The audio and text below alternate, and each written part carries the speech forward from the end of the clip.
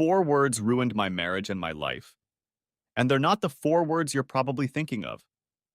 Not, we need to talk. Not, baby, I met someone. Not, our life sucks. And not even, you don't give me enough. It was much weirder and simpler than that. I came into our bedroom on Tuesday night after finishing a rerun of Law and Order on cable and was getting ready to take a shower. I often watch shows about cops and lawyers. Coals for Newcastle, really. And I should have gotten enough of that in my day job as a Duval County assistant prosecutor. To Northerners, it's the same thing as the district attorney's office. We're the people who prosecute the bad guys and put them away when we can. Anyway, I like this kind of police series. Even after 10 years on the job, I still like what I do.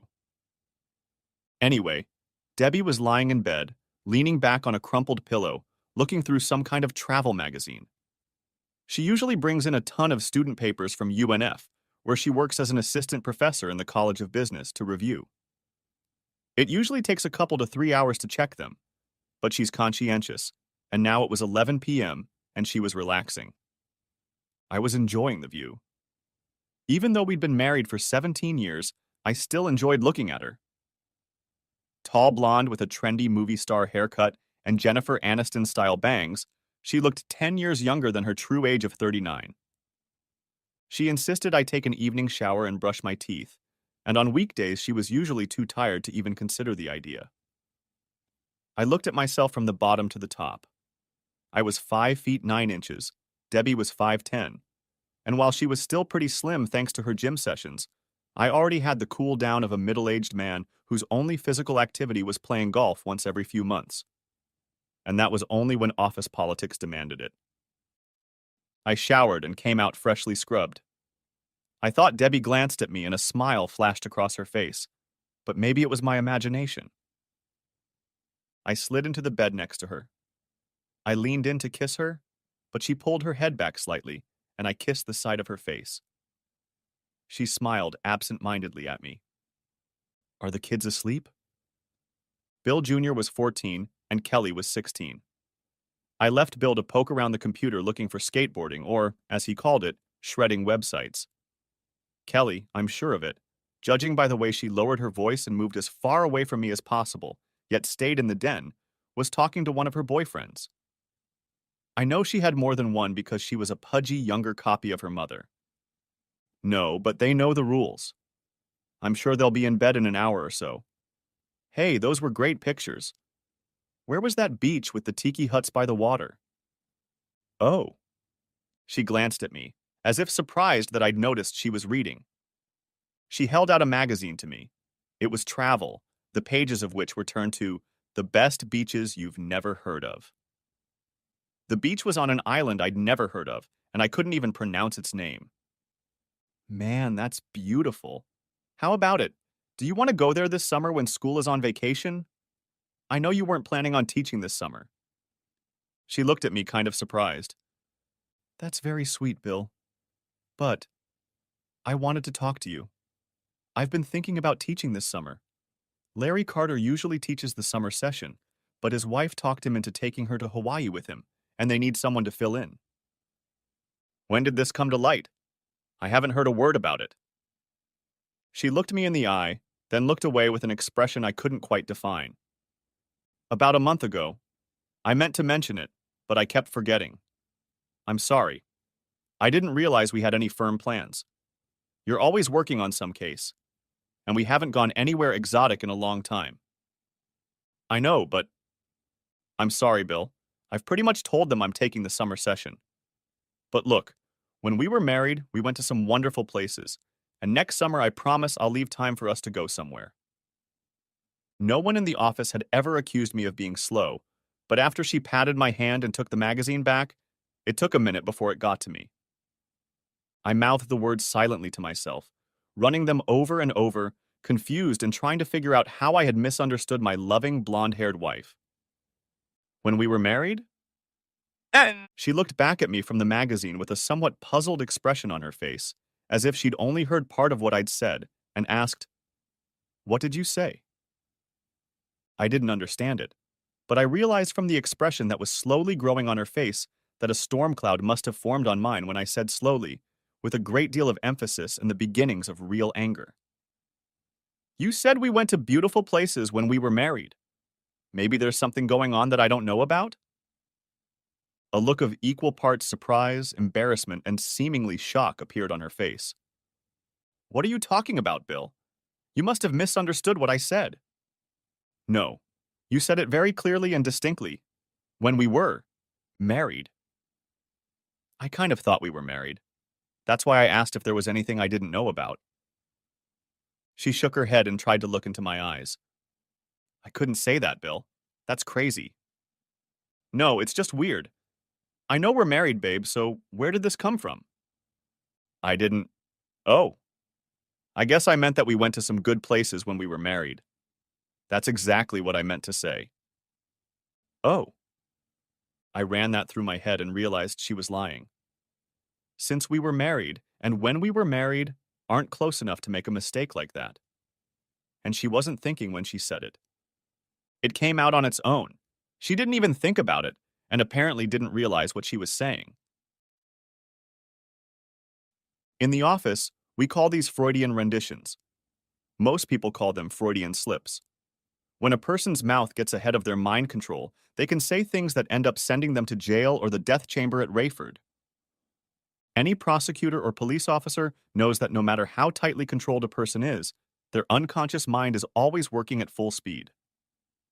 And when you are guilty of something, the unconscious mind tries to confess what the conscious mind wants to hide. What is she thinking? I thought, looking at her beautiful face and realizing that she was still staring intently into my eyes like a laser. She was trying to read me the same way I was reading her.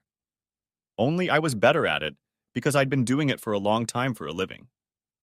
And then I realized that in all my 17 years of marriage and 2 years of dating, I had never looked at her like that. The way I would look at a suspect, a scumbag, a criminal, as our brother cops called them. I didn't like the way I felt about her. I forced myself to laugh, though it turned out to be a dry chuckle. You're right, babe.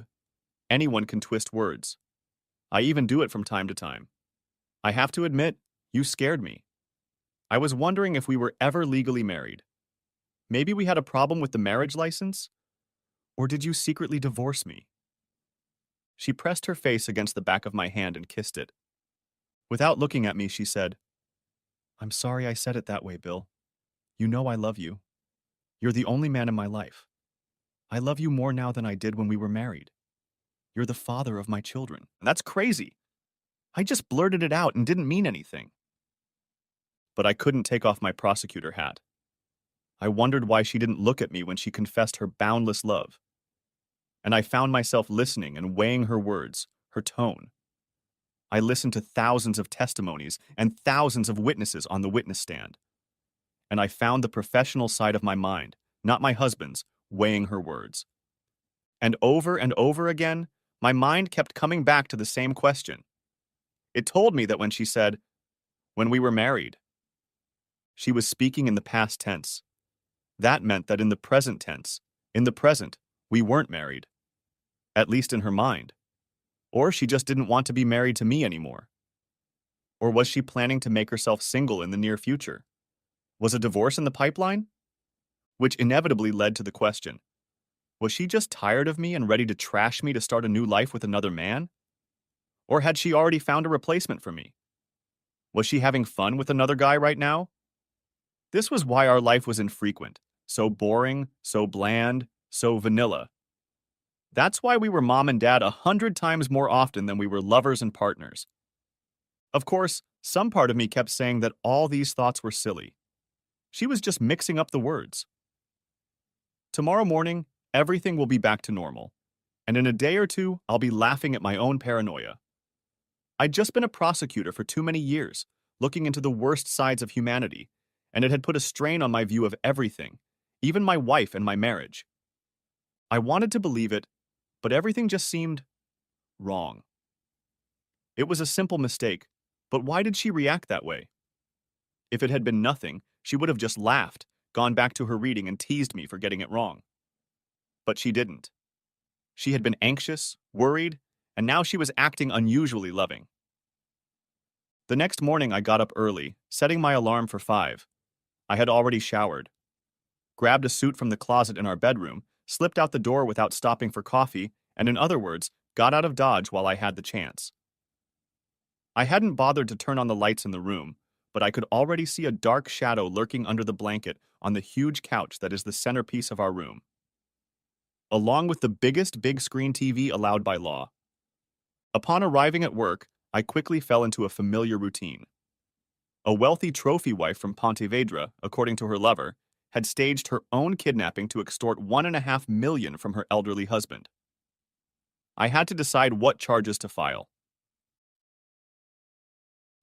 A 75-year-old husband was tearfully arrested after a coroner found 5 times the legal dose of painkillers in the body of his wife who died of cancer. He swore he didn't give her extra drugs to hasten her end. We had to decide whether or not to charge him with mercy killing. Basically, it's a mercy killing with a good chance of mercy from the judge after a guilty plea. The Jacksonville sheriff has been pestering our junior deputies and reached me, pleading for mercy in the case of a respected patrolman who took out his girlfriend's husband and 2 sons-in-law when they showed up at his house to take the girl home where they said she belonged. Of course, there were 3 of them, and the cop pleaded fear for his life, but he took them down with his Glock, and unfortunately for him, they were unarmed when they were shot. But there is a symbiotic relationship between cops and prosecutors, and Big Man, who signed my checks and wanted to be governor of Florida someday, didn't want the cops mad at our office and sabotaging our cases because we took down one of Jacksonville's finest. As one of the Big Man's 3 top assistants, the case fell into my hands, and I had to make a straw decision. And of course, while I was doing these quite routine things, the thoughts and fears from the previous night kept going round and round in my head. As usual, I didn't have time to get out of the office, so a Camel Rider sandwich with cheese and sliced hamburger and onions was delivered to my office around 1 p.m. When Cheryl, my secretary for the past 5 years, brought the lunch, I told her to call the front desk and tell her that unless there was an urgent call from God in the next hour, all my calls would be put on hold. She came back into the office and looked at me expectantly. I had never delayed a call like that before. I looked her over. 5'60", red-haired, dressed modestly in a light red dress, short enough to be provocative, but not so short as to be slutty and inappropriate in a work setting. She wore her glasses and her hair in a bun, but I'd been around more than once when she'd let her hair down. "Do you need anything else, Mr. Maitland?" she asked. "Take off your secretary's hat, Cheryl, and I'll take off my boss hat. I'd like to talk to you for a minute." She looked at me strangely for a minute, then relaxed. We'd been to a few office parties and I'd seen her drunk off her ass, and once I'd even driven her home, and she knew I'd never touched her. She never said anything openly, but I got the impression she admired the fact that I didn't mess with her when I could have. "What's wrong, Bill?" "Something must be wrong for me to be talking to one of my favorite secretaries," I said, trying to smile. "You never hold calls for an hour. I can't remember the last time you invited me in here alone, and anyone here can look at you and tell you something's bothering you." That hurt my pride. I'm that transparent? And I was proud of my poker face. Normally, you're pretty inscrutable. But when you walked in the door this morning, I knew something was up. And knowing you, it's personal. You're too calm when it comes to legal matters. So it's either the kids or Debbie, and if I had to bet, I'd pick Debbie. Did you guys have a fight? I looked at Camelback Rider and tried to work up an appetite. I needed food. I'd like some. A worried expression flashed across her face, and she quickly grabbed a chair and pulled it a foot away from my table, close enough to reach out and touch me. "Oh shit, Bill. Is it really that bad?" "I guess so." "Tell me."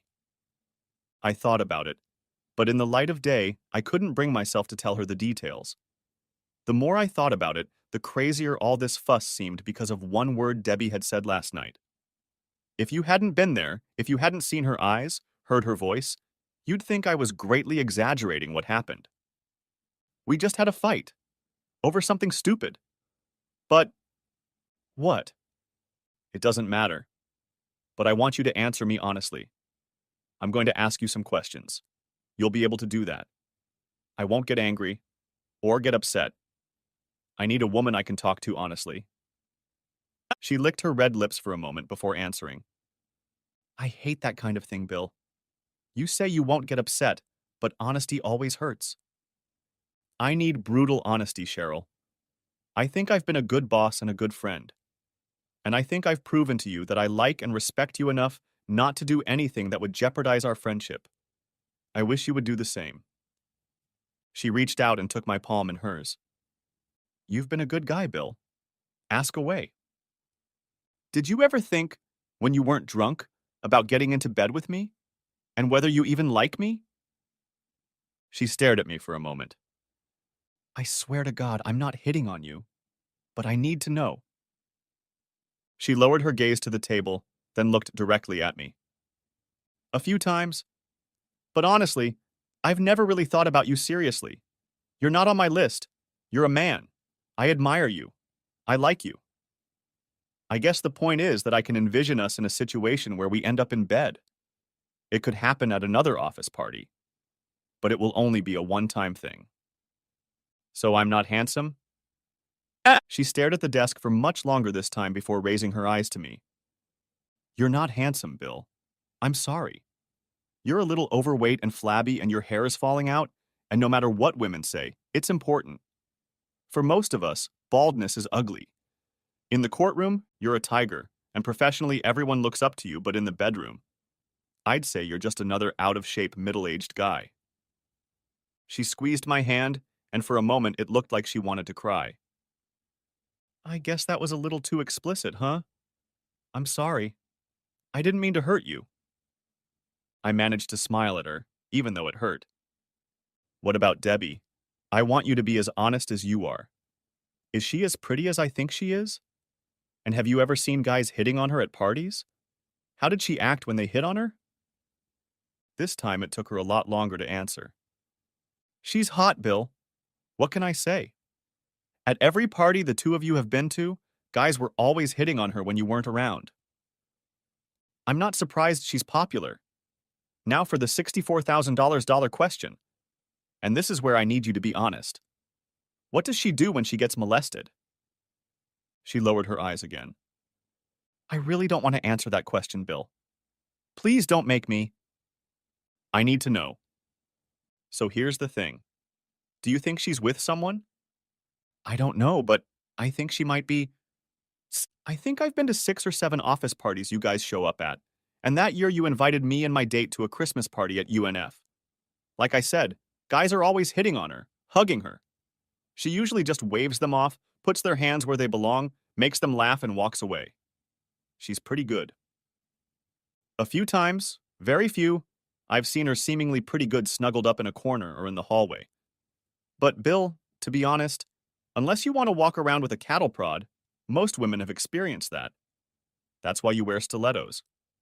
They're great for cooling off overly hot guys.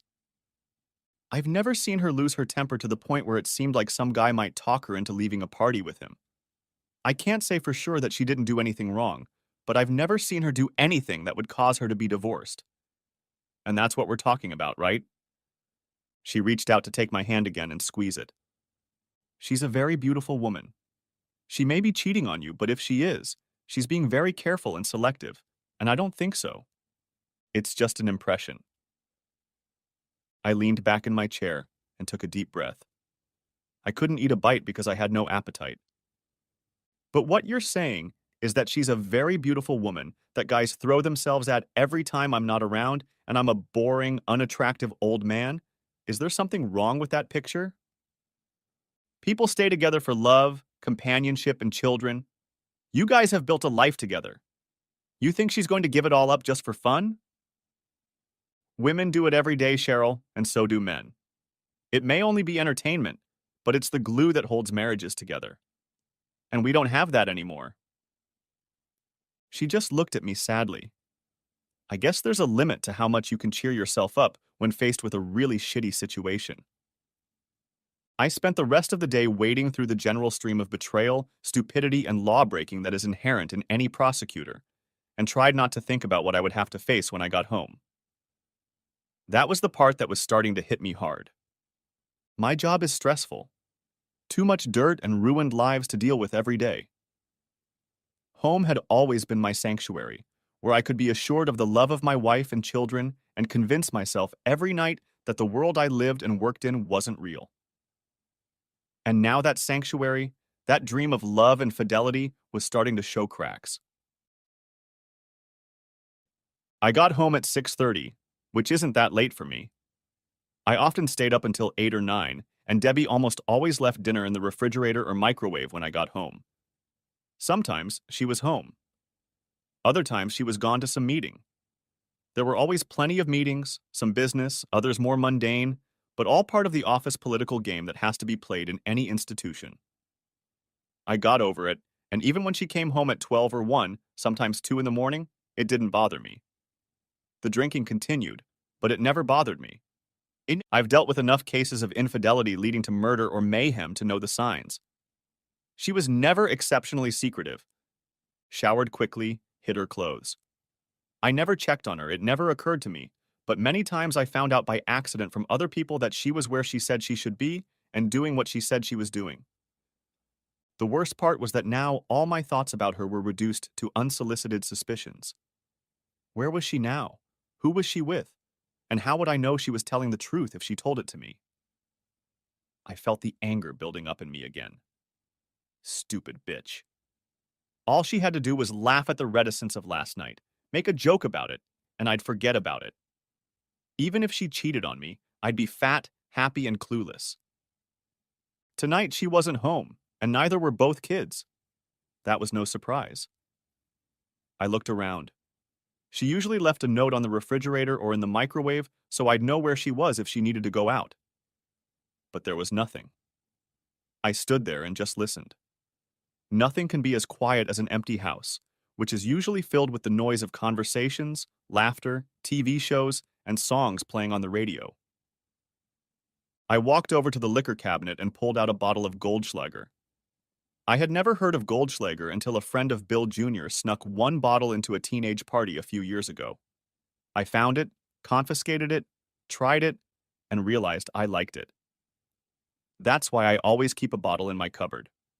Granted, it usually takes me 3 to 6 months to empty the bottle, but it's a great drink for the first time. I took a sip and walked through the house, peeking into the two-car garage. Her 2004 Nissan 350Z was parked in the lot and was cold to the touch. Wherever she was, someone had come and picked her up. I ended up in a big cushioned chair across from the couch and angled toward the big screen TV from hell. I turned it on and settled back into my cable news cocoon of all the horrible things going on in the world and tried my best to forget about Debbie, where she was and who she was with.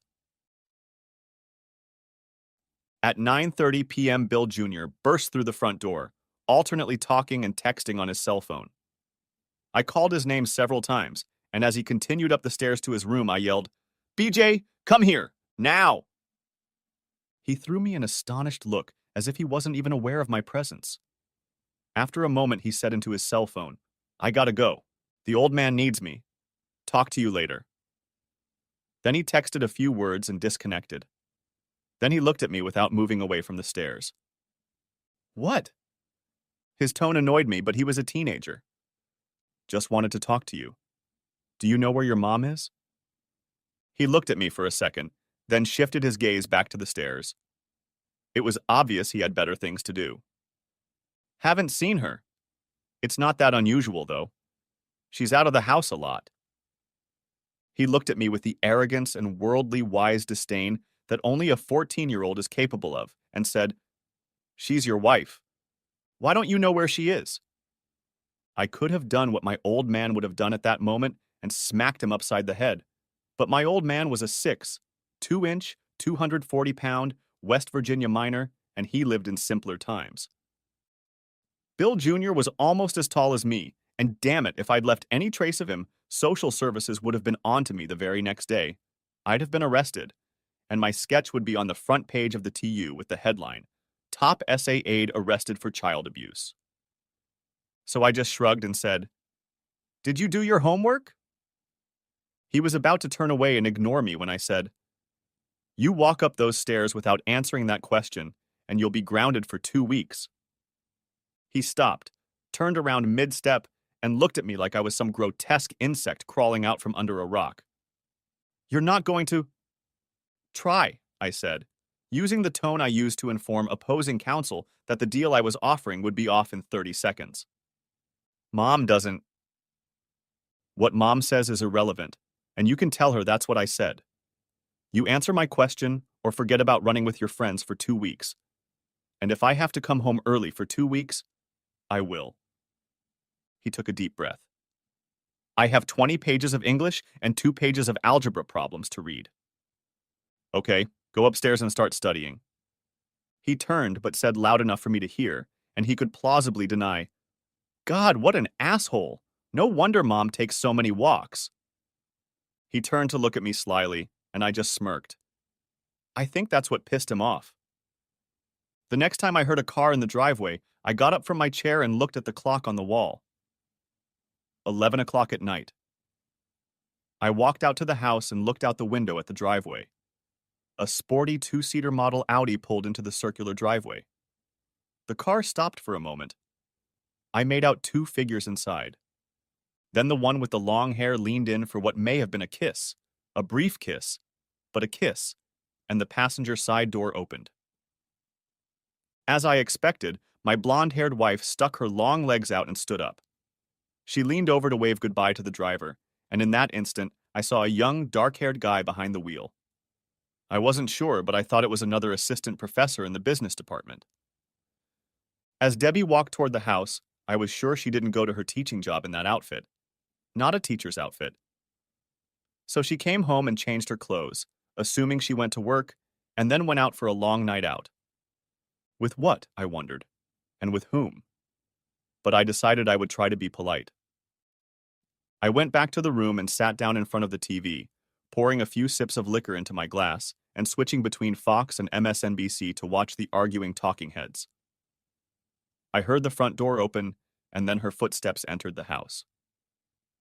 The footsteps stopped as she approached the door to the room. Without looking back, I realized she had stopped and saw me sitting there. I wondered if she was going to say something. As I expected, she didn't say a word, just continued up the stairs, obviously heading for our bedroom. After a while, I heard the shower running. Then nothing. At midnight, Kelly came in, cast a glance at my room, and left upstairs as well. I sat and stared at nothing much until 12:30 when I realized it was time for me to go to bed. I had been putting it off as long as possible. I turned off the TV and walked up the stairs. When I got to the bedroom, all the lights were off. Only the light from the hallway showed me the figure on Debbie's bed. She didn't say anything when I walked in. I was about to say something, but then decided to hell with it. Let her start the conversation herself if she had something to say. After all, she was the one who told me she didn't want to see or hear anything from me that morning. I took a quick shower, changed in the dressing room, put my pajamas back on, and silently made my way to my side of the bed. Climbing under the covers, I stared at the ceiling for a few minutes. Next to me, I heard Debbie's slow and rhythmic breathing. She pretended to be asleep, but I could tell she was awake. Her breathing was too slow and rhythmic. I wasn't going to look at her to see if her eyes were open. Eventually, I rolled over onto my side, away from her, and somehow fell asleep. The next morning, I got up early again, got dressed, and left the house without saying a word to her. On my way to work, I snacked on an egg bacon biscuit at Hardee's. I immersed myself in my world of murder, deceit, and mayhem, and really enjoyed my work, perhaps a little more than usual. I hadn't heard from Debbie. Not on my cell phone, not on my work phone, nothing. It was like I didn't have a wife. The only thing that made me think of her was when Cheryl looked into my office for a moment and asked, "What's up, Bill?" Nothing. And what did she say? Not a word. How? When I got home, she wasn't home. She arrived around 11 o'clock in a car belonging to a handsome young professor who works with her at UNF. I think she kissed him goodnight. Then she went into the house, took a shower, and went to bed. Not a word. God, Bill, I'm so sorry, but why didn't you— Didn't want to, I guess, Cheryl. I'm beginning to think I have no doubt about what's going on here, and she should be the one to start clearing things up. Cheryl just looked at me, then said, I know this is going to be difficult, Bill, but you need to talk. Hell, you're a lawyer. You know everything needs to be discussed. I'll take that under advisement. Nah. I knew I should have gone home, but I couldn't bring myself to do it. I looked out for a bar, and on the way home to my Mandarin house, I saw one that had only opened a few weeks ago. Last Call. It was a fairly large bar next to a small shopping center. On impulse, I stopped and went inside. Everything inside was modernist. Dark wood and mirrors, chairs at small tables, a long bar counter, and greenery in the corner. There was a slightly elevated area on one side where a piano stood, so this was obviously where entertainment was sometimes held. Luckily, there was no one there right now because I wasn't in the mood to listen to music.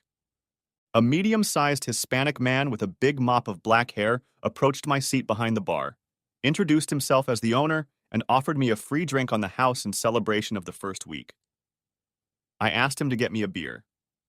I could afford maybe 2, and then I was going home. I couldn't, being a high-ranking employee, afford a DUI arrest. I drank my first beer for as long as I could while watching the incoming customers. In the 2 hours between 6 and 8 p.m., the place got pretty full. I then ordered a second beer and drank it until almost 10. My cell phone didn't ring the first time. Debbie was used to me being late, but usually by 8 o'clock she was already figuring out when I would be home. I wondered if she called because she wasn't home with the young professor. Unable to put it off any longer, I pulled back into the driveway and was home in 20 minutes. The lights were on in the kitchen and living room. Using my key, I entered the house, and the first thing I did was look around the kitchen. There was a pork chop, rice, and vegetables on a plate in the microwave. As before, I had no appetite. I was tempted to throw the dish in the trash, but I put it back in the refrigerator. Maybe the kids would eat it tomorrow. As I walked past the room, I peeked in and saw her sitting in a chair in front of a large glass coffee table. It looked like she was spreading out papers and looking through them. She had a glass filled with what appeared to be white wine and a compilation of her favorite Cranberries and Human League albums playing on the stereo. She didn't look back at me as I walked by, and I didn't say anything to her. I went upstairs, took a shower, and got into bed. I don't know why, but I suddenly felt tired. I think I fell asleep before my head even touched the pillow. When I woke up in the morning, I was alone in bed, and it didn't look like she had been in it all night. I peeked into the room, about to leave the house, and saw her curled up on the couch. She was still wearing her blouse and a skirt similar to the one she wore to work. She was wrinkled as hell. As I stood next to her, she suddenly lifted her head, shook it slightly, and opened her eyes, looking into mine. I think we were both equally surprised. A moment later, I walked out with my briefcase, got into my Escalade, and drove to work. It was Friday, and we were preparing for the trial that was to begin the following Monday with jury selection. On a Friday like that, there are always 10 million little details to debug, so I worked like hell and didn't even turn off the lights in my office until 10:30 p.m. When I got home, it was already 11:30 p.m. As usual, the house was dark and quiet. I looked at the refrigerator and saw notes from Bill. Junior saying he was spending the night with a friend, and from Kelly saying she was going to a concert with friends and would be spending the night at a friend's parents' house. Both kids left their contact numbers, and I quickly called both numbers. Their stories checked out, and I knew both parents, so I was calm for them. Where was Debbie? Her Nissan was gone. I walked past the room and up to the bedroom. She was nowhere to be seen. I began to ponder why this surprised me, and for the first time, I wondered who I could turn to for a divorce if things had turned out this way. I shook my head, realizing what I was thinking. A divorce a few days after one fight? What the hell had happened? I almost reached for my cell phone to call her, but then I stopped myself. I knew it was stupid, but I couldn't bring myself to dial her number. I hadn't done anything wrong. She was the one who had instigated the whole thing, and then made it worse with her damn incredibly suspicious reactions. Maybe I shouldn't have accused her of cheating, but damn, you'd have to be a complete idiot not to wonder what was going on after she acted like that. She was wrong. She was grossing me out. She went out with people I didn't know, drove home with young men I didn't know, made out with them. She was friendly and wonderful with everyone except the poor slob who had worked hard for 17 years to provide her and the kids with a good life. I wasn't the one who had to make the first move. Tonight I didn't even have to think about what to do. I barely had the energy to get in the shower, wash off the dirt and sweat. Yes, even lawyers sweat during a long day, and get into bed. Once again, I momentarily passed out. I had one of those moments where you don't realize where you are when you first wake up. After a few seconds, I realized I was in my own bed. But something was strange. And then it came to me. I was alone in bed. I looked at the alarm clock on the nightstand. It was 10 o'clock in the morning. I looked around the bed. She had never laid in it. I rolled off the bed and headed downstairs. Maybe she came in late and slept in the room. Maybe she was up and making breakfast. Not that she did that often, but it was possible. The house was bigger, quieter, and emptier than it might seem. Her Nissan was still gone. There was no sign of her coming home the previous night. I looked around the house 3 times, but that didn't change the facts. I tried to remember if anything like this had ever happened in our 17 years of marriage. I knew it hadn't. One fight, 4 short words, and it seemed like our marriage was crumbling like a sandcastle being reclaimed by the tide. Could one really be so blind as to go months or even years without seeing all the signs? I could have started calling people. But I was a prematurely aged, unattractive, uncomprehending husband whose wife was spending the night out of the house without telling me where or what she was doing. To hell with her. I got dressed and headed to the nearest Waffle House. All of their specialties were health hazards, but I loved their fluffy omelets, and right now I didn't care about watching my waistline. I guess it was too late for that. It was almost noon, and I was washing down the last of my omelet and crispy bacon with my 4th cup of coffee when my cell phone rang. I answered it automatically, figuring it was one of the kids. Bill. I swallowed the last sip of coffee and replied, "Hi, Roy." Roy Bascom was my father-in-law. We always got along pretty well. He owned a tire store in Northside and also rented out a few houses. "Hi, Bill. I tried calling your house, but I didn't get an answer." "I'm not there." "Yeah, that's what I thought."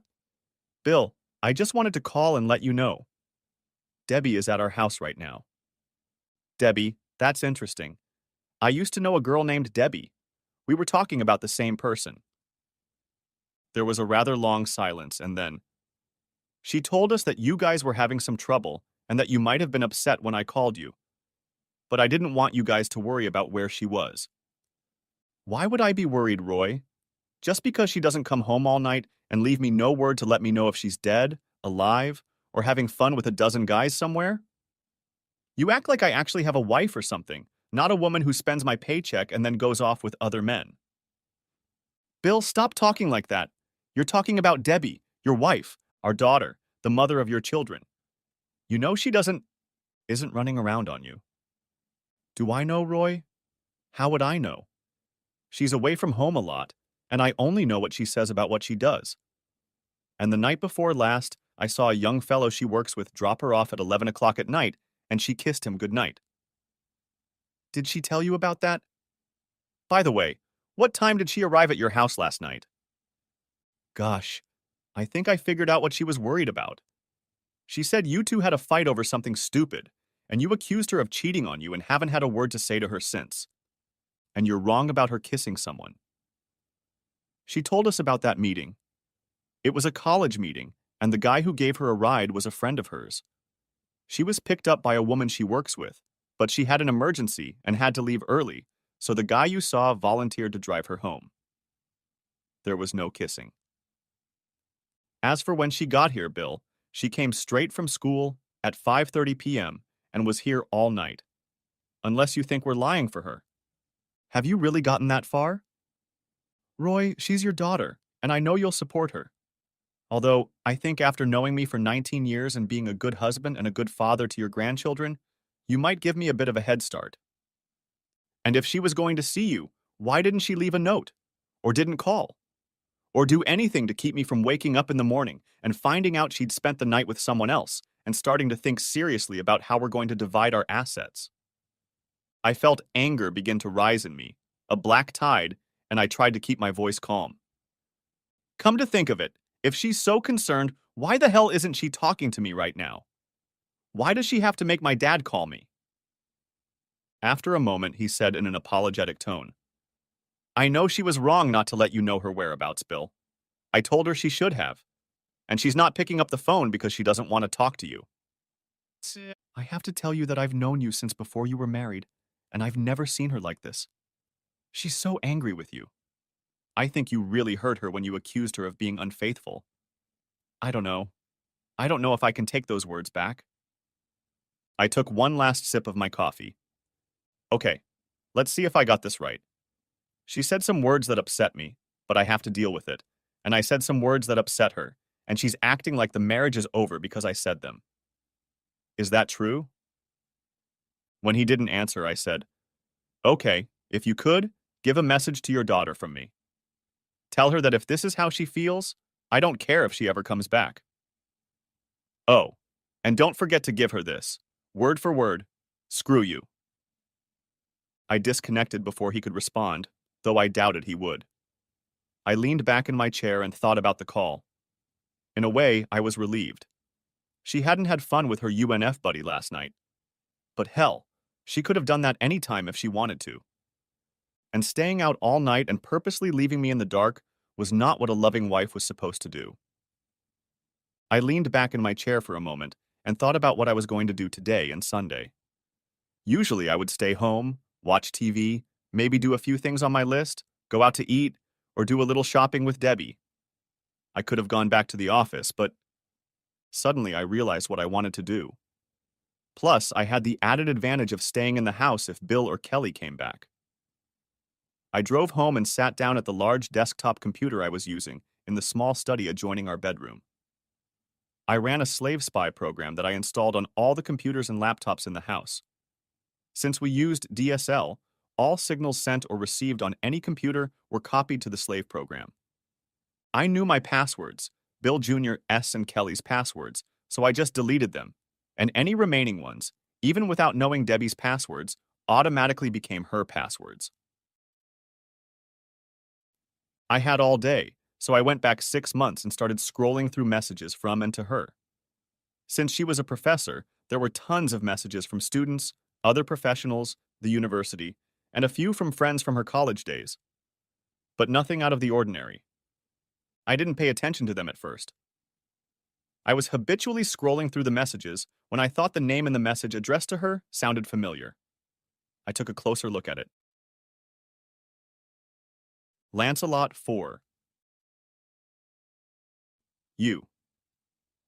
The message I was looking at was from 3 months ago, and it simply mentioned a meeting that had been canceled for Tuesday night. Lancelot said he knew she was leaving early, and the chairman asked him to contact her so she wouldn't make a useless trip. It was nothing personal. But I started leafing back and found more, from him to her and from her to him. Messages about lesson plans, appointments made or canceled, office politics, just greetings. Every now and then she'd tease him about the hot date he was going on this weekend and tell him to be careful if he couldn't behave. The closest I could get to something personal was that in one email, he told her that he didn't need to be careful if she went on a date with him because he knew she was a good Christian housewife. But in her very next reply, she wrote back to him, Lance, don't even joke like that. That's how nasty rumors get spread. Let someone at the office or someone at my house see this, and they won't know we are just good friends. You know you can't tell the tone of a person's voice from a computer screen. I know you're joking, but my husband wouldn't do that. I would die, God, if he ever thought I was flirting with you. And in the next, he wrote, I'm sorry, Deb. You know I would never do anything to make you embarrassed. I wasn't thinking. You and I both know you're the most beautiful woman on this campus, but I don't mess with married women, and I know you love your husband, from what you've ever told me. I won't be teased like that again. I thought about what I had read.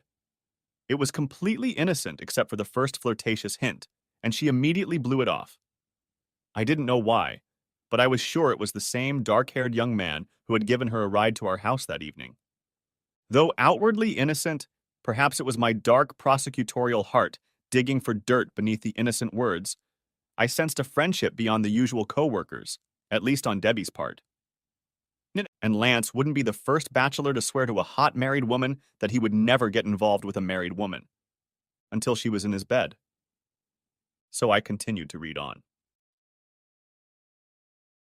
2 months ago, Deb to Lance. I can't thank you enough for helping me with this appraisal project. Without your help, it would have taken me another month, and you get nothing out of it but my thanks because it goes under my name. I feel bad about taking advantage of your good nature. You should be out dating and chasing young girls, not spending hour after hour doing the work I should be doing at home. But if I tried to do it all myself, I'd never see my kids at all. Lance to Deb. No way. If I wasn't helping you, I'd probably be getting drunk and chasing women if I didn't do it. It keeps me out of trouble. And it makes me feel good that you're spending more time with your kids, well, and your husband, of course. Deb to Lance. My kids. Bill is more interested in what's on TV than what I'm doing. He comes home, and the first thing he does is sit down in front of what he calls our TV, the big screen from hell. Sometimes I think he enjoys it more than I do. Oops. That's not what I meant. It's just... Lance to Deb. I understand. You guys have been married a long time. What's he like, 40 or 45? Guys slow down when they get to that age.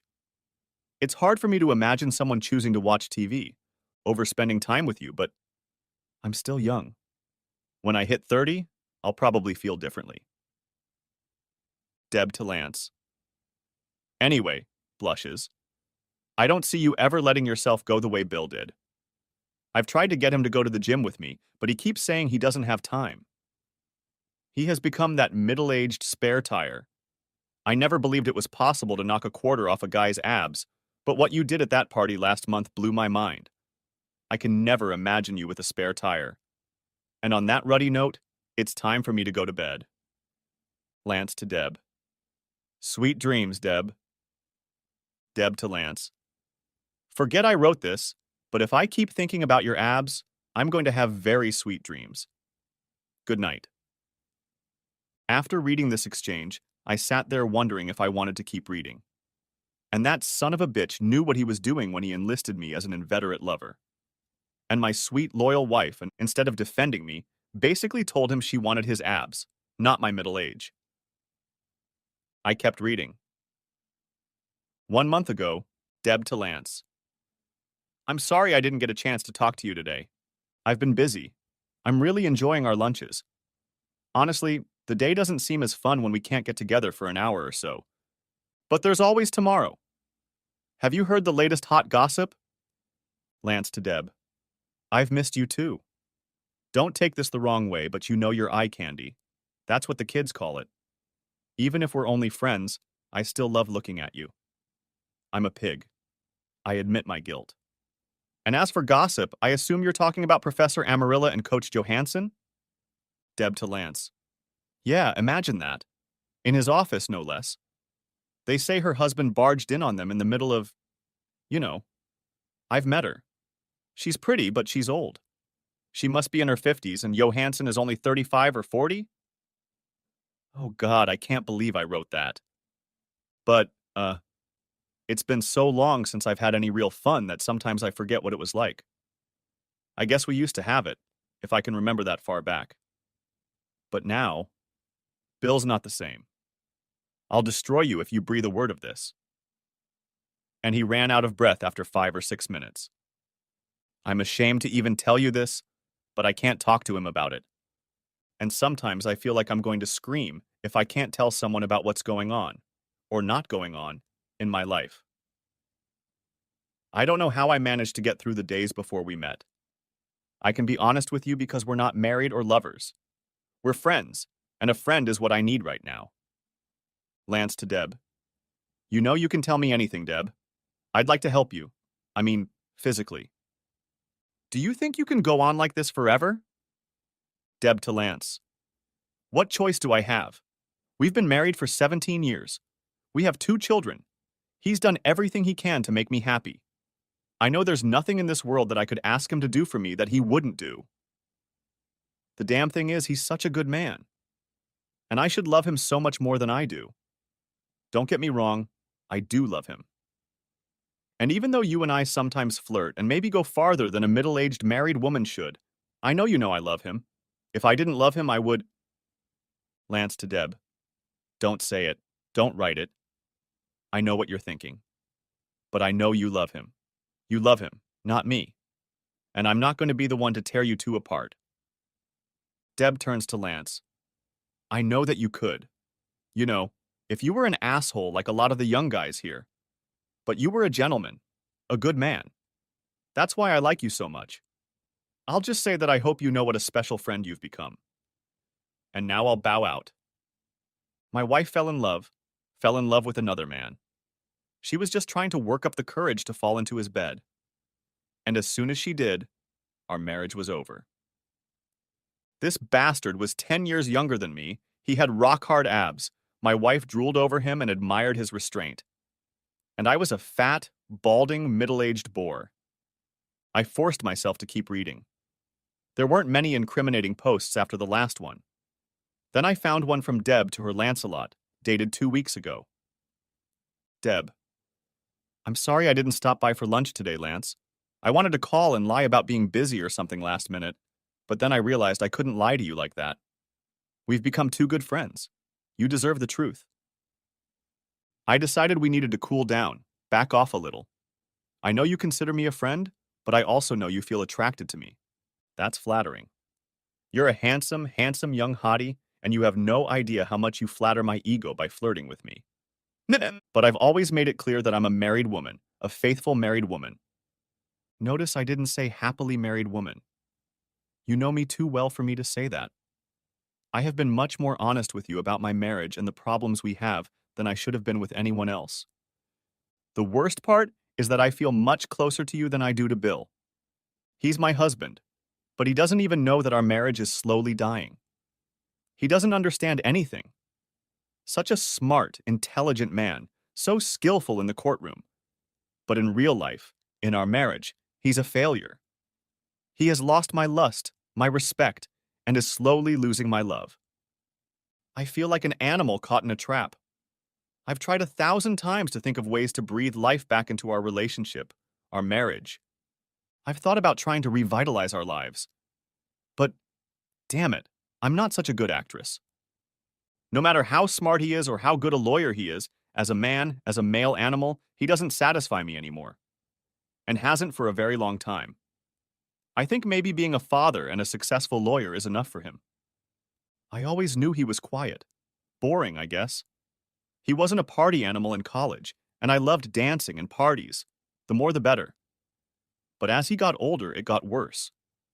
He has to be dragged to parties, and he only goes when there is some political reason to be seen there. He doesn't dance, or doesn't like to dance. I have arranged my life without him.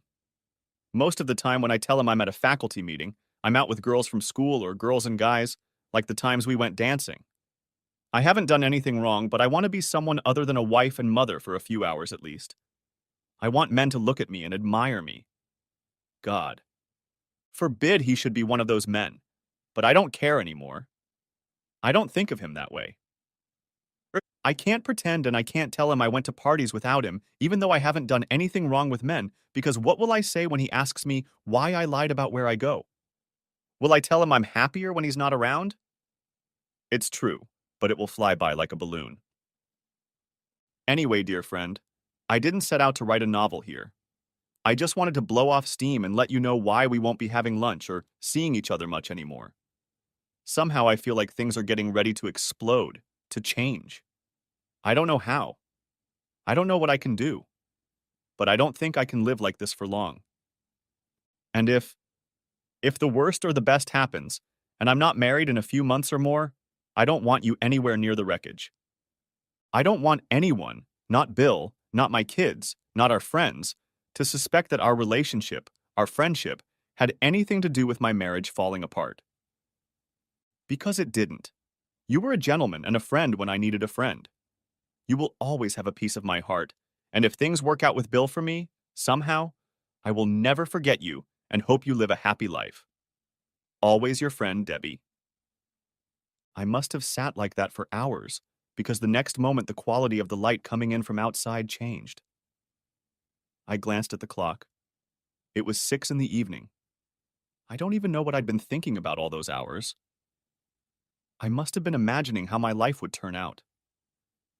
I was thinking about what it would be like to come home to an empty house or apartment when Debbie would be with another man. What it would be like to see my children only occasionally, and I wasn't even sure that was going to happen. What would it be like to lie in bed and be alone for the first time in half a lifetime and not hear her breathing next to me? How will I go grocery shopping just for me? Little things, but 20 years later, they were just as important. She was a part of my entire life, and losing her was like ripping out and tearing off a part of my body. Because now, I had no doubt that there would be no us in the future. There would be no Maitland family living in a cozy house on the Mandarin. That was already in the past. And now I knew why, in her mind, our marriage was already part of her past. Somehow I forced myself to come alive again. I printed out copies of all the letters from and to her over the past 6 months, including the corresponding letters to and from Lance. Not that I needed them for any legal reason. Adultery is not a factor in divorce today, at least in Florida, where no-fault divorce has been the law of the land for over a generation, and she could even claim that she hadn't had an emotional affair with another man.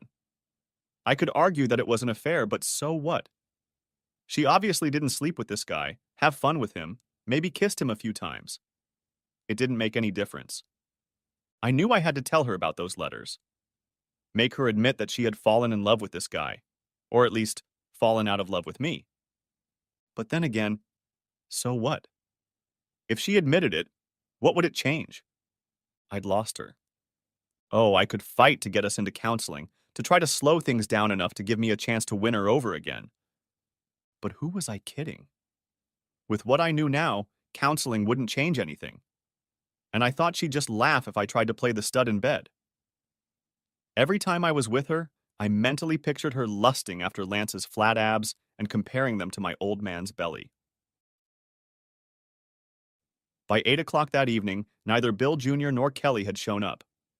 I called the houses where they were staying and was told their mother had picked them up. Apparently, she had taken them to her parents' house to spend the weekend. Oh, that's great. Now I would have a free apartment. I sat in front of the dark TV from hell and tried to think of something to do. I felt like a turtle that little boys had picked up and placed on. My back.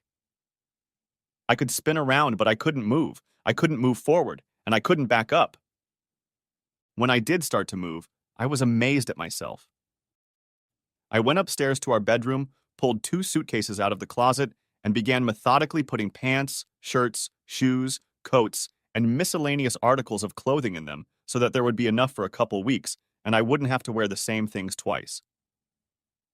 I filled up the back of the Escalade and then went back to the house and got miscellaneous court cases and computer disks.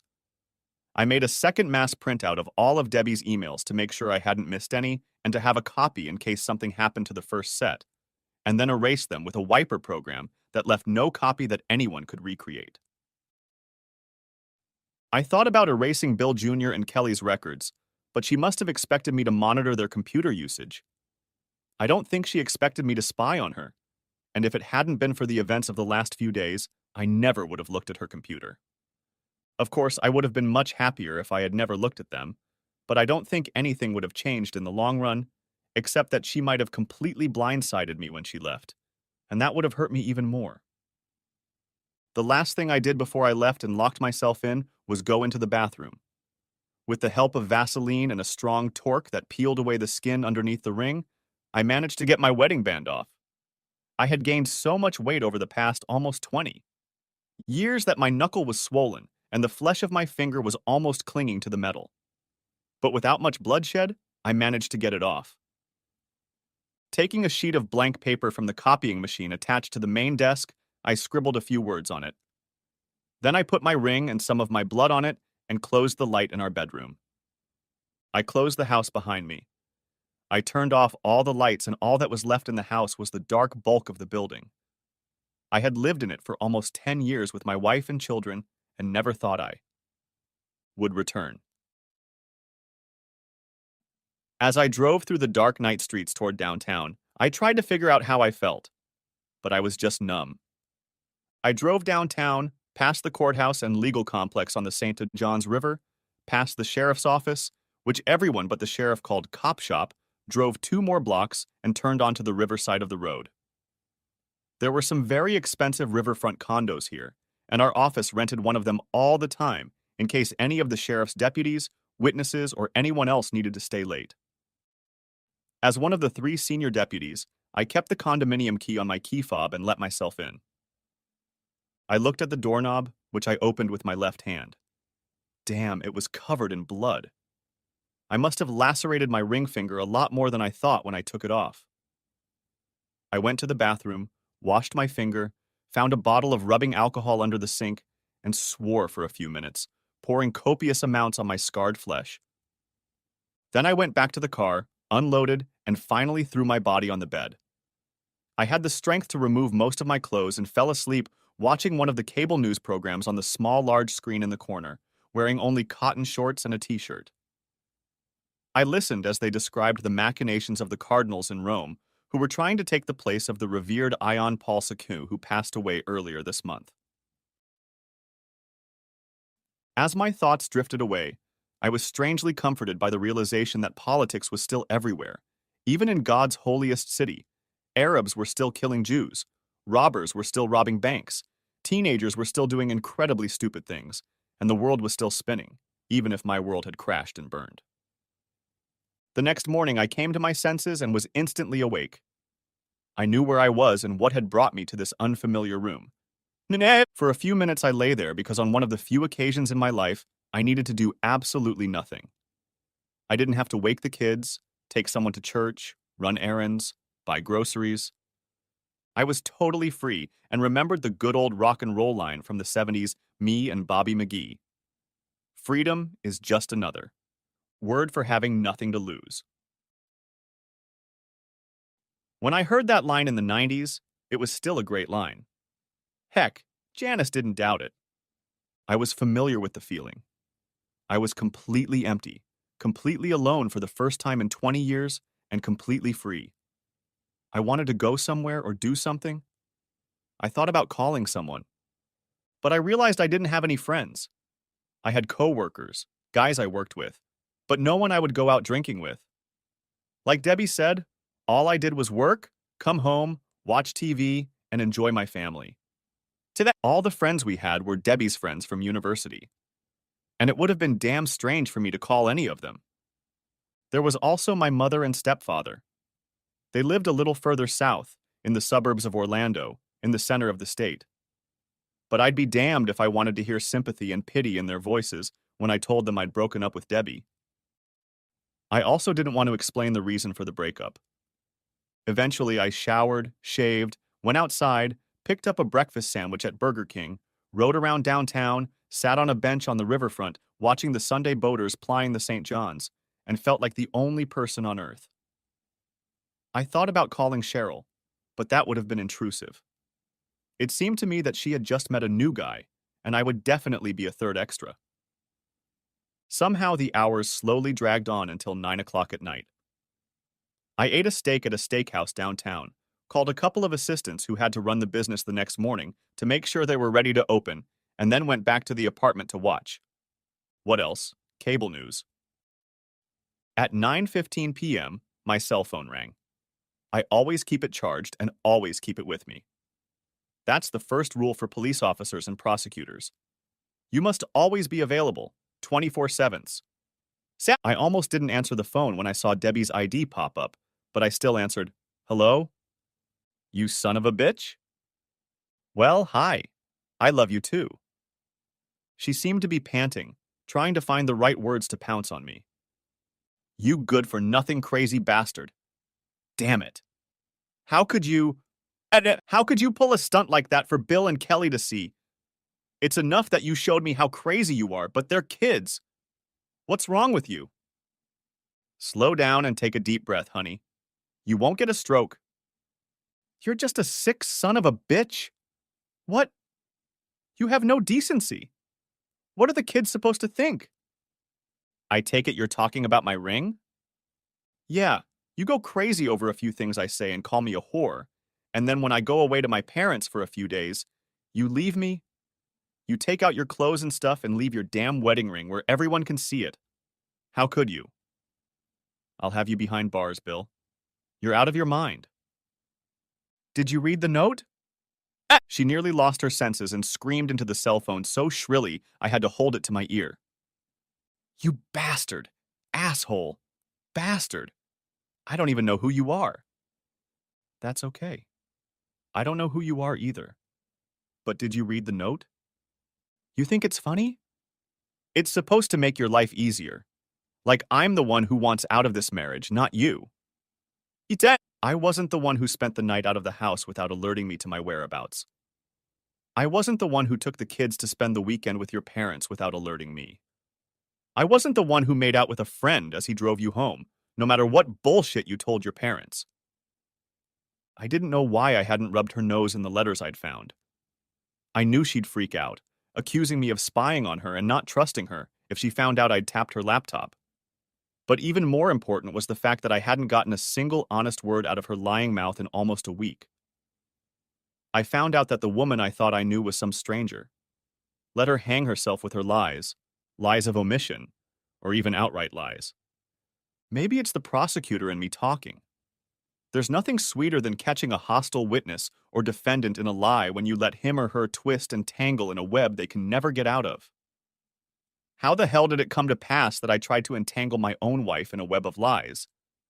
I almost hung up the phone. It would have been better to walk away, to forget the woman I'd loved for half my life, than to prove to myself that she was a lying, traitorous bitch slut, unfaithful wife. The worst name I could hang on any woman. But damn it, she wouldn't stop lying. I shouldn't have left without calling you. I'm so sorry. I was so mad at you. But about that kiss? Dad said you told him that story. It never happened, Bill. Douglas was kind enough to take me home. I never touched him, never kissed him. It all happened in your sick imagination. What happened to you? I was already mad enough to call you crazy, but now you're scaring me. First you freak out because I twist words, then you accuse me of cheating on you. Then you imagine you saw me kissing a nice young man who would never even think of touching me. That's unreasonable, Bill. I almost called Douglas Lance, but that would have given the game away. I wondered if it was a pet name referring to his spear that he wanted to bury in her. So this guy, Doug, how close a friend is he? There was a long silence. Doug is an assistant professor in the business department. He came in about a year ago. I have to date him because I've been assigned as his mentor. They pair all the new hires with experienced professors. We've had lunch together a few times. I've danced with him a few times at events, but I don't think you've been to any of them. You know how you hate most parties and events like that. Even if you were there, I would still dance with him. You hate dancing and he's pretty good. He's a nice boy, but no more than that. I'm more than 10 years older than him, for God's sake, and I've never kissed him. Is he a good friend? Bill. He's a friend. We talk sometimes and work on projects together. But he's no more a friend than half a dozen other male and female professors on our staff. Are you going to start obsessing about Doug now? Not if you say he's a casual friend. But why are you dressed like that? Not exactly professorial attire, is it? There was a long silence again. Okay, that was a bit revealing. But Bill, I'm not 75, only 39. I'm still a young woman. Not that I want men staring at me. I don't flirt with guys. I don't have affairs. But I'm not dead.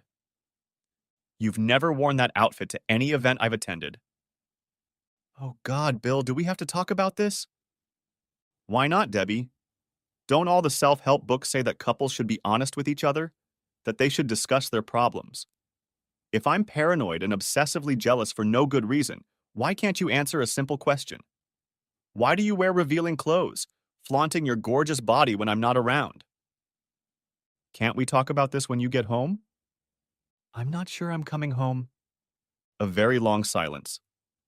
Why the hell am I squirming around trying to hold on to you when you obviously don't care if we continue to live as a marriage and as a couple? You don't notice what I wear or when I change my hair. You haven't taken me on a date or gotten me drunk in 10 years. I wear these clothes for other men because I want to remember what it's like to be desirable to men, and indeed any man. Is that honest enough for you? This time, for the first time in days, I thought she was being honest.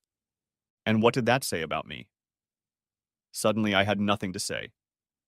I'm sorry, Deb. I'm sorry for everything. I know she didn't understand what I said because she didn't know that I had secretly peeked into her heart and soul and learned the secrets she had kept from me. She didn't know that I was apologizing for letting myself grow old before my time, for not preserving the passion of our early years, for allowing myself to be more involved in my work than in my wife's life. I was apologizing for letting her love slip away until she belonged more to another man than to me. So, are you coming home? Why not? Because she was still more in love with another man than she was with me? Because I still didn't stand a chance in a competition with Lance to win her love or loyalty? No, Deb, I don't. It's not that I'm mad at you, but I just feel like maybe we need to be apart for a while. After a long moment of thought, she said, Okay, Bill, but someday, you're going to regret it. You'll hate yourself for what you're doing now. Maybe. Kiss the kids for me. They're too old for that, but you probably haven't noticed. And that should be you. She hung up.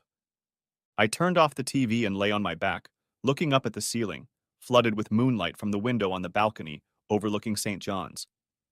She might never know it, but I was already regretting everything that had happened in the last week. But, I corrected myself, it hadn't lasted a week. This shit, this rot in my life and in our marriage, had been going on for 6 months now, if the emails I'd read were to be believed, and honestly, the rot was much further away. Monday came as usual. There were no big cases, just cases. Murder, manslaughter, and a guy at the naval base in Jax who, in a fit of anger at his wife, had taken their little 8-month-old daughter, who wouldn't stop crying, and shook her until her skull began to hemorrhage into her brain. But his parents had plenty of money, and they spent it to buy a lawyer in New York to teach the North Florida hillbillies a few new legal tricks.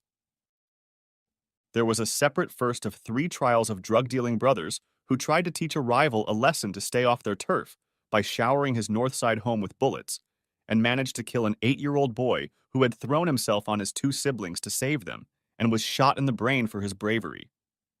It was almost in vain. They were all going to a cell.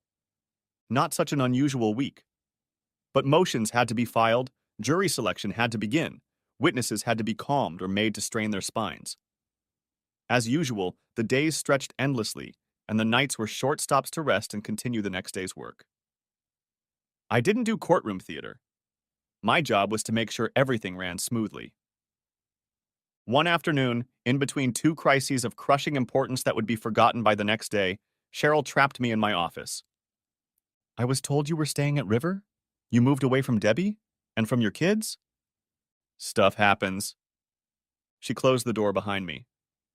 Bill, what's going on? Too much to tell you in the middle of a workday, and there's too much I couldn't tell you anyway. There's no separation at all. I just wanted some time apart to give us both a chance to catch our breath. You know how often when you go away, you never come back? I don't know if that will happen. You should have said it would never happen to us. When I didn't answer, she just shook her head. God, I hate to see another marriage go down the drain. Don't do this, Bill.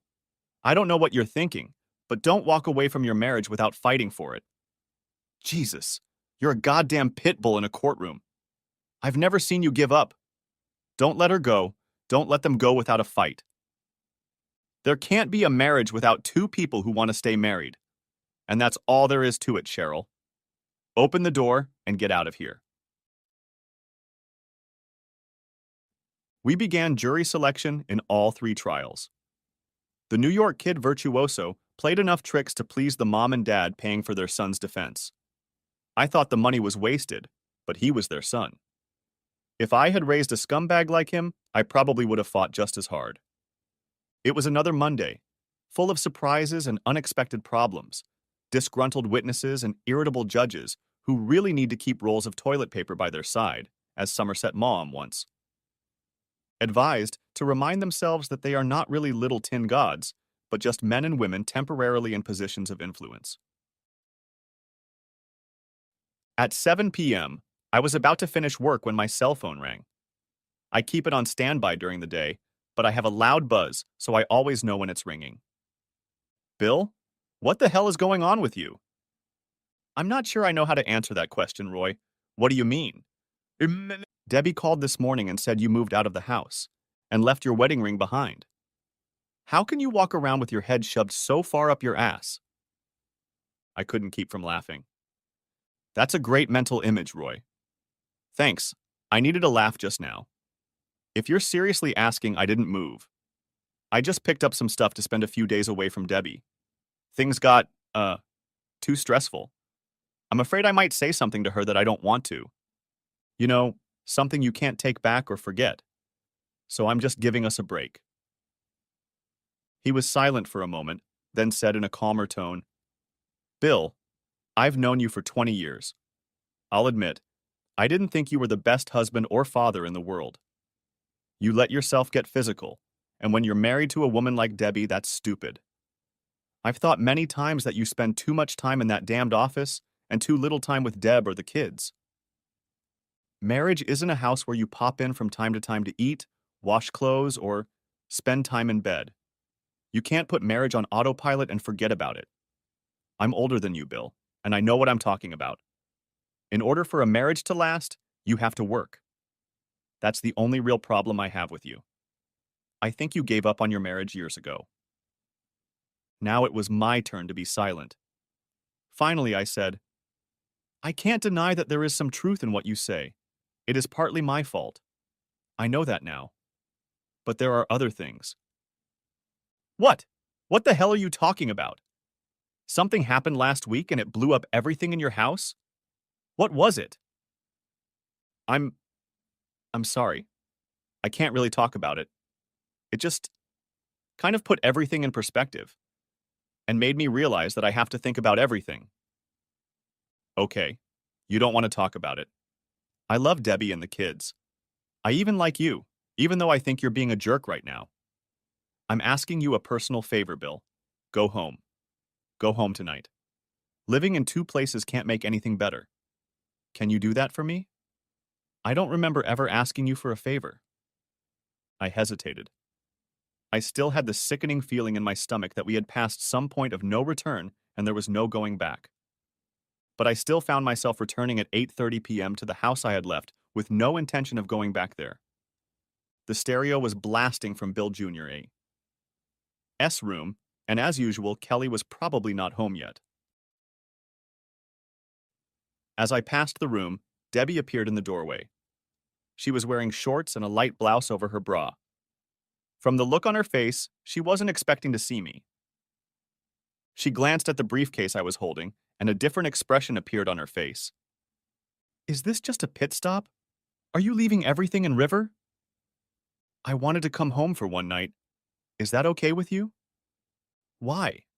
Why would you want to spend the night with a whore who cheats on you and flaunts herself to other men?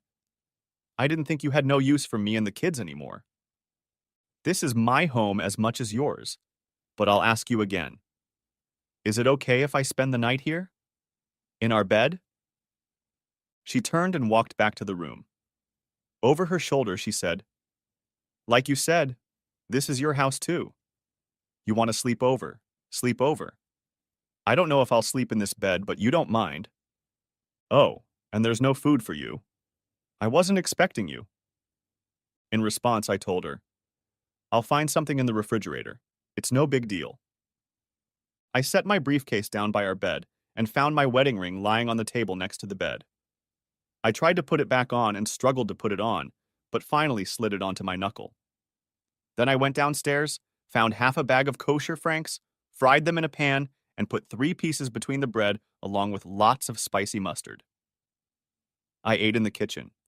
The next day, we were successful in the appointment of jurors in the 3 cases we had started, and I found myself, as usual, up to my ears in crises that demanded my time and energy, and did not spend much time thinking about my domestic situation. It was easy to get back into a familiar rut and give myself 110% to my work. I got home at 10 p.m. on Monday night. Both kids were upstairs in their rooms.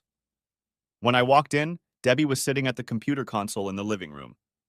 She looked up at me when I walked in and carelessly pressed the button that took her off the internet. Whatever was on the screen was replaced with a page from a lesson plan. I glanced around the room, walked over to her, and leaned over to kiss her cheek carelessly. Her face flushed slightly, but she smiled at me. Tentatively, but she tried. "Hi, sorry to be so late, but as usual, everyone in the world needs me today." She turned to look at me and her smile faded. "I know, Bill. Everyone wants to snatch a piece of you, and there's not enough for everyone, is there?" I went upstairs and read a few pages of testimony, then showered and went to bed. Debbie didn't come in until I was almost asleep. The spy program was on the big desk in my office, and there was no way I could get to it without arousing her suspicions, so I couldn't find out what she'd been up to tonight. But I would find out. On Tuesday, despite everyone in the world bugging me, I carved out an hour and a half for personal time and drove home at noon. I knew everyone would be out. I logged in and read the last few emails she had sent and received. In one of them, sent Monday afternoon, she was telling Lance in great detail about our day on Sunday night. Lance to Debbie. "Wow, that doesn't sound like the husband you described to me. At least you should be much more relaxed today. Funny, but you didn't seem all that relaxed tonight. Did he make you think twice about staying with him? It seems like he's really trying to change. I'm honestly selfishly a little sorry to hear that, but you have to give the guy credit. He's trying." Debbie to Lance. "I know, Lance, I know. But..." Lance to Debbie. "But what?" Debbie. "Oh shit, Lance. I don't even know how to say this. Not even to you. But I think Sunday night has convinced me that this isn't going to work out." Lance to Debbie. "He may be late, but it looks like his heart is in the right place." Debbie to Lance. "That says it all. His heart is in the right place." Lance to Debbie. "So have you decided what you're going to do yet? And are you going to tell him about the awards ceremony at UNF on Friday night?" Debbie. "I haven't decided yet, but it won't be anytime soon. No, I'm not going to tell him about the awards dinner. I'll tell him it's just business and that it's not advisable for spouses to go there. But I have to be there. I don't want you to be honored as one of the two. Best new young faculty members in the department without your best friend present." Lance to Debbie. "You know I want you there. Without you as a friend and mentor, this year wouldn't have been nearly as much fun." Debbie to Lance. "Don't use that word, mentor. It makes me seem so damn old. I don't think you think I'm old, do you?" Lance to Debbie. "No, definitely not. You're younger in spirit than most of the female students here, and you definitely don't look like a mentor." Debbie to Lance. "That's the nicest thing you've ever said to me. Stop it. I'm having a hard enough time keeping my cool right now as it is. I need to finish things with Bill before we start talking like this." Lance to Debbie. "I understand.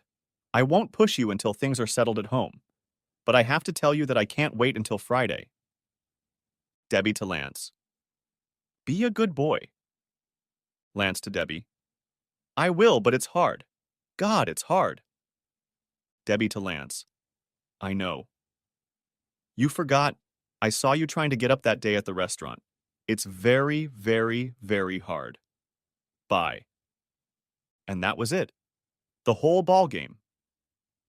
She went from friend to almost and soon-to-be lover. She was going to lie to me to be with her boyfriend on his special day and then dump me. I don't know why I was even surprised. I knew it was going to happen. But even knowing it was going to happen, I barely made it to the bathroom in time and still stained my pants with vomit. I changed my clothes, copied, and then scrubbed her email from the system. As I left the house, I knew this was the last time. No more doubts, no more hesitation. I never bothered to take the ring off.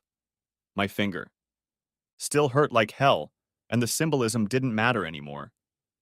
There was no marriage to end. I felt like a 100-year-old man, a dead man walking, but the sun was still shining brightly outside the window. I could hear children playing nearby, and the world went on.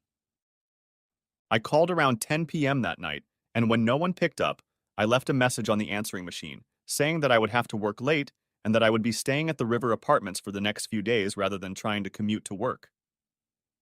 No one called me back, so I guess everyone was satisfied. Friday, as it usually is, was pretty anticlimactic.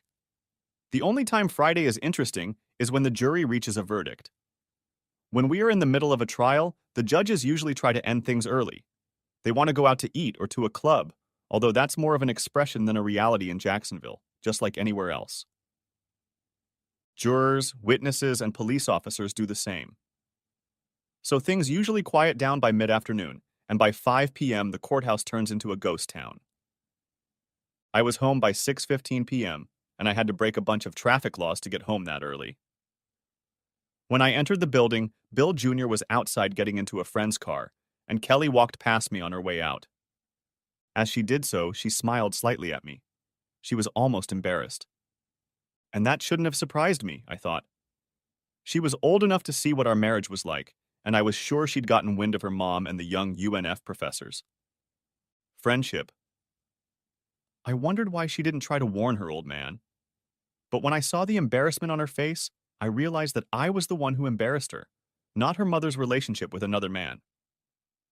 So far, I was 0 for 3 when it came to love from my family members.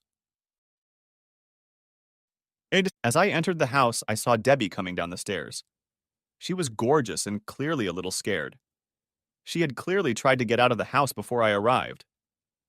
"Oh, Bill, I thought you were coming home later." "You know, or I thought you knew, that on Fridays I usually leave early unless there's a verdict. It's all wrapped up. Where are you going, dressed so nicely?" She was wearing a black dress. It was elegant and too dressy for any college event I was familiar with. "Oh, there's an event. It's kind of a mandatory event for college employees. I just felt like dressing up. But it's a business. I don't think any of the spouses are coming. Look, you've been working so hard all week. I didn't think you'd want to spend an evening on speeches and college administration. Why don't you relax, order a pizza, and we can make plans for the weekend when I get home? I'll try not to be late." Just for fun, I almost insisted that I wanted to go with him, even if it would be boring as hell. But I dropped the idea. "Okay, babe. You really do look amazing. Every guy out there is going to love it. But look, do what you have to do. Don't worry about getting back early. I know how these things drag on forever. Stay up as late as you want. I'll probably go to bed early tonight. We'll figure something out tomorrow." She smiled in relief and gave me a sisterly peck on the cheek. She started to say something, and I wondered if some lingering guilt had crept into her head about what she was going to do tonight. But it wasn't enough. She turned and walked out the door. She was already outside and didn't hear me say, "Goodbye." The UNF campus is huge.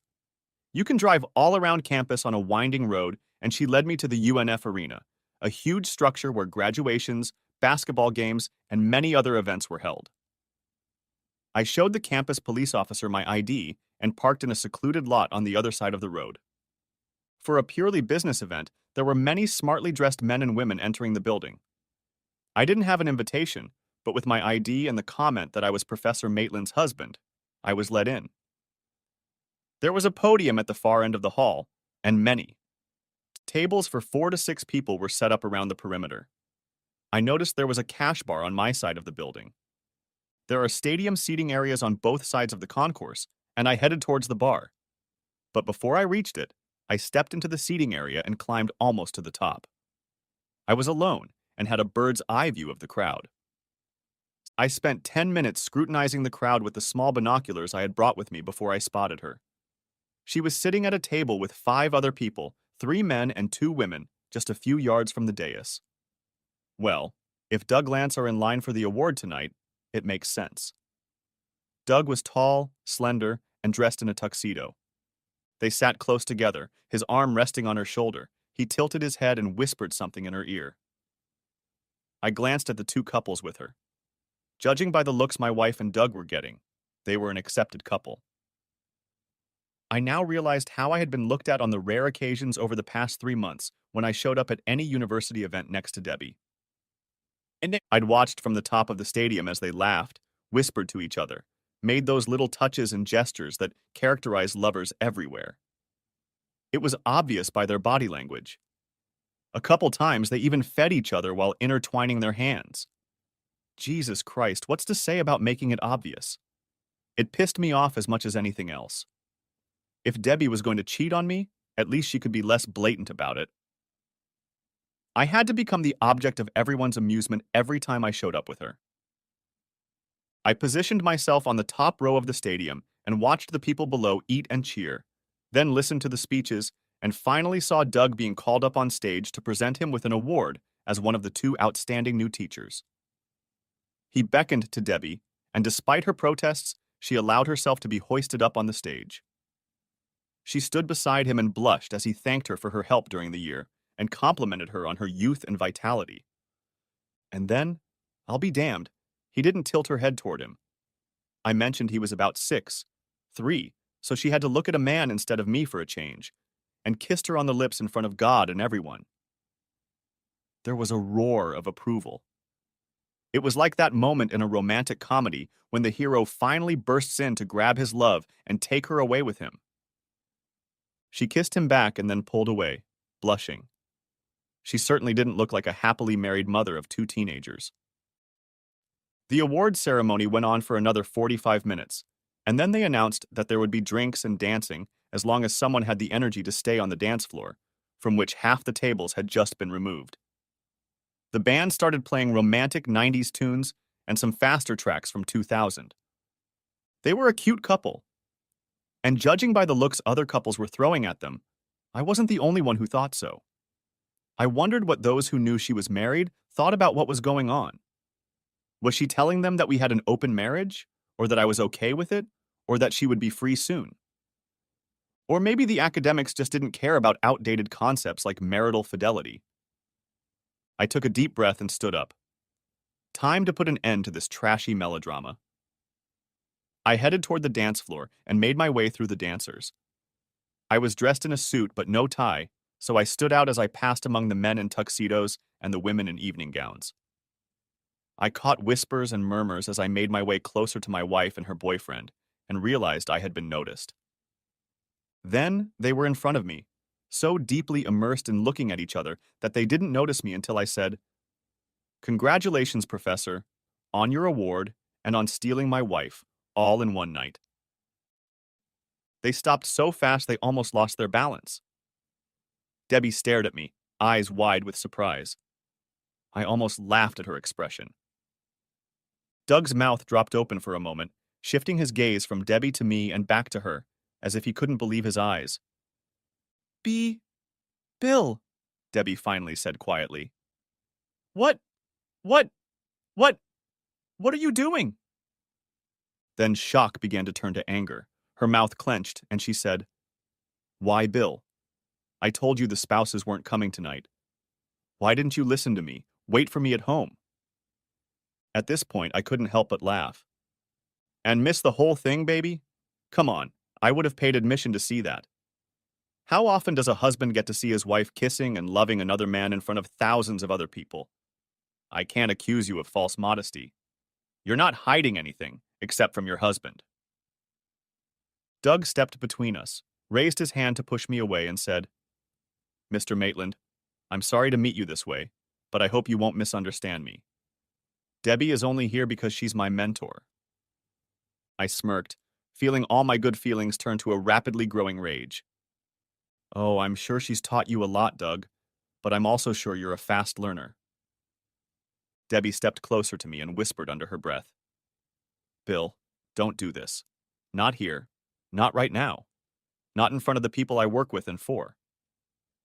So it's okay for you to kiss him, rub up against him, and in all but name, be his girlfriend in front of people who know you're a married woman, and I'm an asshole for showing up to ruin your fun? You're talking nonsense again, Bill. Nothing of the sort happened.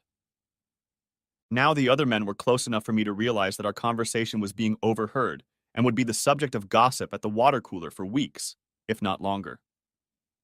I lost my smile and just stared at her, the way I'd stare at a murdered man who'd been lying dead and messed up for weeks, and told her, You stupid bitch. I've been here all evening. I've seen you making nice. I saw you feeding him, bitch. I saw him kiss you, not as a mentor, and I saw you kiss him back. Doug stepped closer, and I saw one of his hands clenched into a fist. I was attacking his girlfriend, and his reaction was obvious. Bill, I realize you're angry, but you have no right to. That's Mr. Maitland to you, son, and I have every right. In case you've forgotten, she's my wife. Maybe not for long, but I'm the guy she's supposed to kiss and love, at least until she tells me she wants to leave. That stopped him for a moment, and Debbie blushed, realizing that a crowd was gathering around us. By the way, you teach business, right? Do you teach business ethics? What are the ethics of moving in with a married woman, breaking up a marriage? Maybe not a happy one, but it was a marriage. I could see he was losing his composure, his hands clenched into fists, but he was trying. Bill, Mr. Maitland, I know it might have looked bad, but we're just friends. We've grown close over the last 9 months, but I wouldn't mess with a married woman. I gave them both a contemptuous look because I couldn't believe they were stupid enough to keep playing this act out. Doug, stop it. I know my wife should have told you what I do for a living. I read people, body language, facial expressions. You're in love, or at least want to entertain my wife, and she's more beautiful to you than you are to her. I could say the devil made me do it, but truth be told, it was probably just 2 weeks of simmering rage that launched my right fist into his face at that moment, but I moved as if in slow motion. He just leaned back casually, and then his right hand, clenched into a fist, hit me on the right side of my face and sent me stumbling backwards. I ended up on my ass, looking at the horrified or amused faces of the people crowded around us. Looking up, I saw that Debbie was just looking at me. She looked more angry than concerned about the fate of her dear husband. I shook my head to clear it up. I hadn't been in a fight in 25 years and had forgotten what a hard punch to the face felt like. As I tried to get to my feet, I heard Doug say, I'm sorry, Deb. I didn't mean to hit him, but when he swung, I just automatically reacted. I got to my feet, wobbling, and pushed away someone who was obviously trying to help me up. Okay, asshole, let's try again. I lunged at him, waving my arms awkwardly. Like I said, it had been over a quarter of a century since I'd tried to punch someone for real, and he just brushed off the punch and somehow pushed me so that I ended up on my face. The first chuckle started. He looked down at me and said, We don't have to do this. Let's act like adults. I got to my feet and slowly made my way toward him.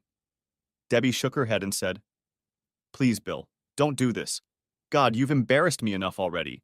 I have to meet these people. Please. I swung again, and when he blocked my right, I managed to land a left into his stomach. Bill, get out of here, Debbie hissed. You managed to ruin everything. This was the most important night of Doug's career, and you show up and make yourself look like a complete ass. I haven't started yet, my faithful and loving wife.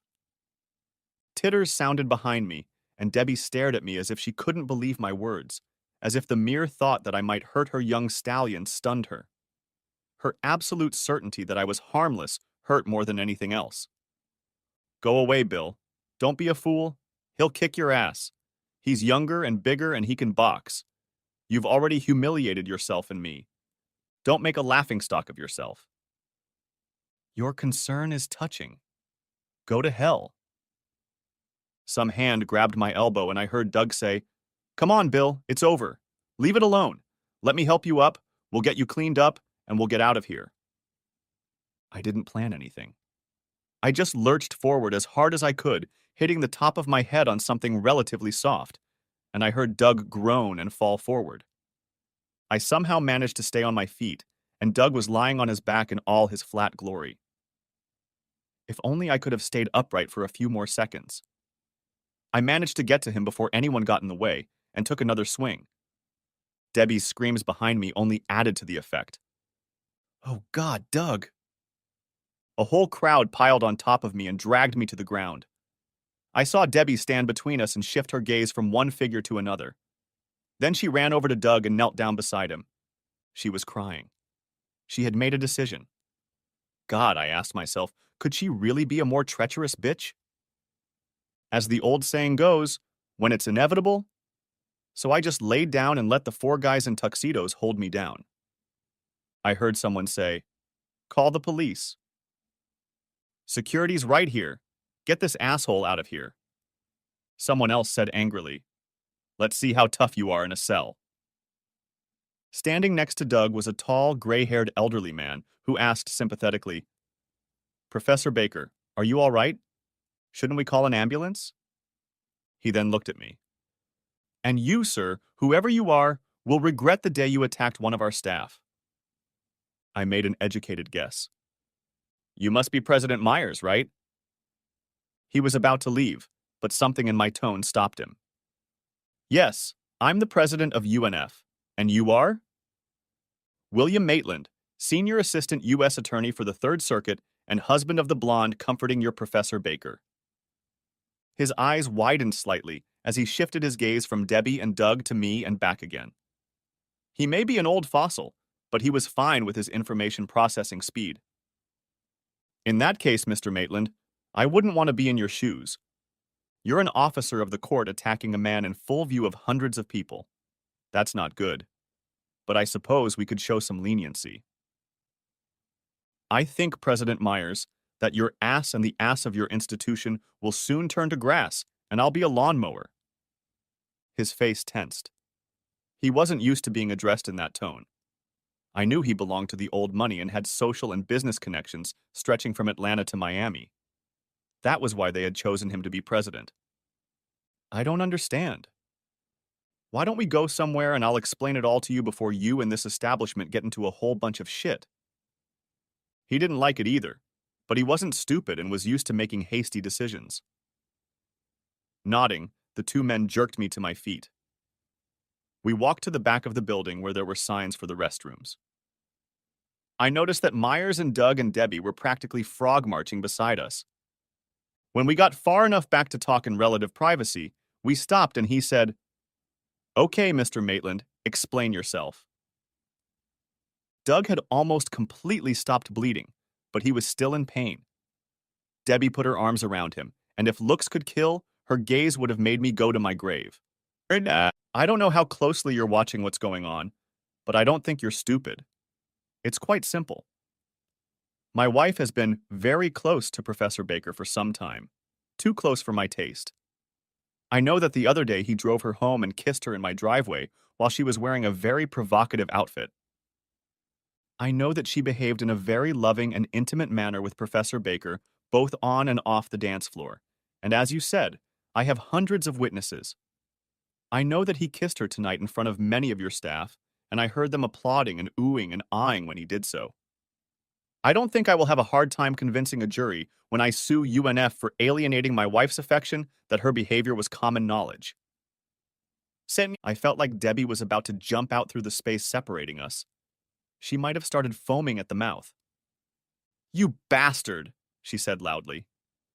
"President Myers, my husband suffers from mental problems.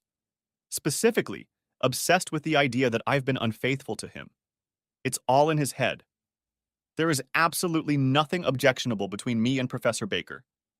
Don't listen to anything he says. Please put him away." Myers looked at her and said softly, "I would be inclined to agree with you, Professor Maitland, but unfortunately for you and Professor Baker, I was on the stand and witnessed the two of you showing each other your feelings, and especially that kiss. I got the impression that no woman in her right mind would do such a thing unless she had an understanding with her husband, and you clearly didn't. He looked at Doug and shook his head. As for you, Professor Baker, I am disappointed. I thought you were an up-and-coming addition to our faculty. But regardless of whether there was anything inappropriate between you and Professor Maitland, the fact remains that you should have had the common sense to avoid the appearance of inappropriate behavior, and you obviously did not. I will have to reconsider your future role at our university. I somehow managed to avoid laughing at the expressions that appeared on their faces. Myers looked at me again. Regardless of our future internal operations, Mr. Maitland, the fact remains that you are in a much more vulnerable and dangerous position. If we report this, I believe you will lose your position with the state's attorney's office, possibly lose your license. Why don't I just call the police? You're right. I could be fired and lose my license. But if that happens, I'll sue the university for alienating my wife's affection and acting in a way that caused the destruction of my marriage. Maybe I won't win, probably not. But I am a prominent prosecutor. My wife and Professor Baker are respected academics. And, even more important and relevant to this discussion, my wife is blonde, and Professor Baker is what I would call handsome.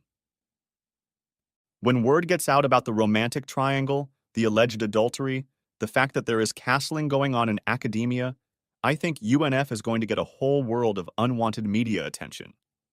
Not the kind of attention you want. Not the kind of attention that will do you a lot of good when it comes to attracting the big money, the old money, the corporate donors that you need to keep an institution like this running smoothly.